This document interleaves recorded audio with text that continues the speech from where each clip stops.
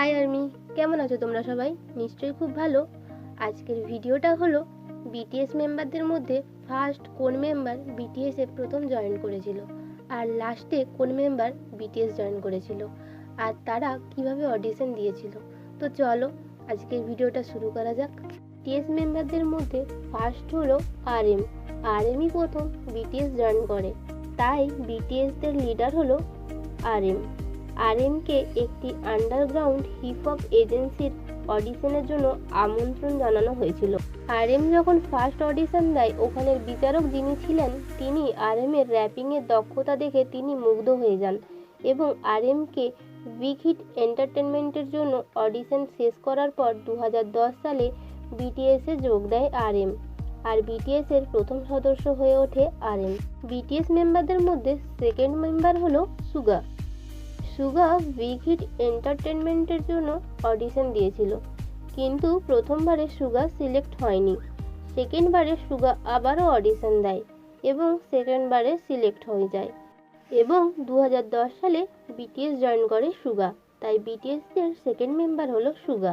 Third member হলো জেহোপ ফার্স্টে জেওয়াইপি এন্টারটেনমেন্টের জন্য অডিশন দিয়েছিল। জেহোপ সেখানে সিলেক্টও হয়ে যায়, কিন্তু পরে আবার বাদ পড়ে যায়।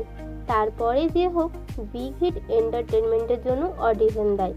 সেখানে জেহোপের দুর্দান্ত নাচের পারফরমেন্স দেখে বিচারকরা জেহোপকে সিলেক্ট করে নেয় এবং তারপরেই জেহোপ বিটিএসে জয়েন করে। বিটিএসের ফোর্থ মেম্বার হলো জিন, 4 নম্বরে জিন আছে।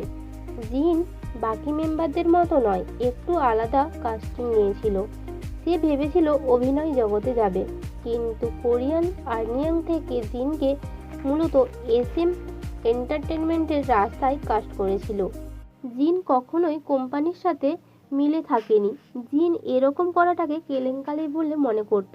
জিন গান বা নাচের তেমন কোনো প্র্যাকটিস ছিল না, কারণ সে ভেবেছিল সে অভিনয় করবে, কিন্তু পরে জিন বিটিএসে যোগ দেয়। মানুষ যেটা ভেবে থাকে সবসময়, কিন্তু সেটা কি আর হয়? তাই উল্টোটাই হয়েছে।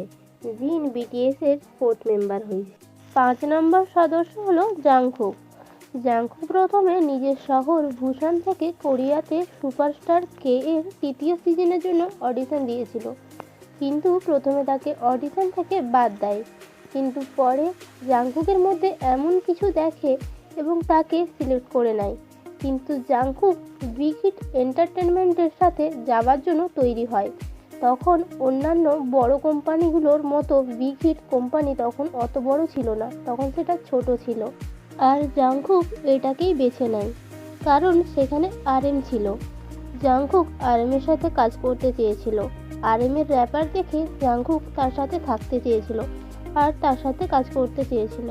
এরপর 6 নাম্বার হলো বিগ হিট এন্টারটেনমেন্টের অডিশনে তার বন্ধুকে নিয়ে এসেছিল অডিশন দেওয়ার জন্য, শুধুমাত্র বন্ধুকে সাথ দেওয়ার জন্য। কিন্তু সেখানে বিগ হিট এন্টারটেনমেন্টের একজন সদস্য এসে ভিকে অডিশন দেওয়ার জন্য বলে। তখন তার বাবার কাছে অনুমতি নেয় অডিশন দেওয়ার জন্য। অনুমতি নিয়ে অডিশনও দেয়, আর একমাত্র ডেগুতে অডিশনে সিলেক্ট হয়। কিন্তু ভিকে বিগ হিট থেকে প্রথমে তাকে আড়ালে রাখা হয়, তাকে পরে সবার সামনে নিয়ে আসা হয়।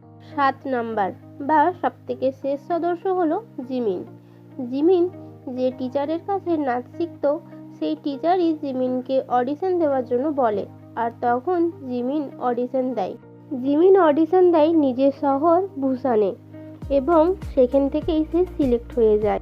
জিমিনের নাচের দক্ষতা দেখে বিচারকরা মুগ্ধ হয়ে যায় এবং তাকে বিটিএসের জন্য সিলেক্ট করে নেয়। তো আর্মি, এইভাবেই আমরা আমাদের 7 রাজাকে পেয়েছি। তোমাদের ভিডিওটা কেমন লাগলো কমেন্ট করে জানিও, আর ভালো লাগলে একটা করে লাইক করে দাও।